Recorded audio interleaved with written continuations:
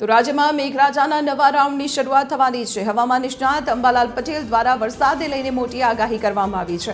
5મી ઓગસ્ટની આસપાસ હવામાનમાં પલટો આવશે। ઉત્તર ભારત તેમજ ગુજરાતમાં વાદળો છવાયેલા રહેશે। ઓગસ્ટ મહિનામાં બે ગ્રહણના કારણે વૈશ્વિક હવામાનમાં પલટો આવશે। રાજ્યમાં 8મી ઓગસ્ટે હવામાનમાં પલટો આવશે। 10 થી 15 ઓગસ્ટ દરમિયાન રાજ્યના વિવિધ ભાગોમાં સારો વરસાદ વરસી શકે છે, જેમાં ઉત્તર ગુજરાતના ભાગોમાં 2 થી 3 ઇંચ તેમજ મધ્ય અને દક્ષિણ ગુજરાતના ભાગોમાં પણ વરસાદ વરસવાની શક્યતાઓ છે। આ ઉપરાંત 17 અને 18 ઓગસ્ટ દરમિયાન મઘા નક્ષત્રમાં વરસાદ તેમજ 23 ઓગસ્ટ પછી પણ છૂટાછવાયા વરસાદી ઝાપટા વરસવાની સંભાવના છે।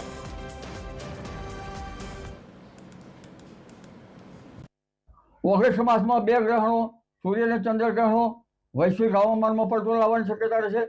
ભારતનું હવામાન એ ભારતનું પોતાનું હવામાન નથી। દક્ષિણ ગોળાર્ધમાં પ્રવર્તતી વરસાદની સ્થિતિ પર તેના પર અસર કરે છે। આ ઉપરાંત વરસાદની સ્થિતિ અંગે જોઈએ તો તારીખ 5 ઓગસ્ટ બાદ વાદળવાયુ જણાશે।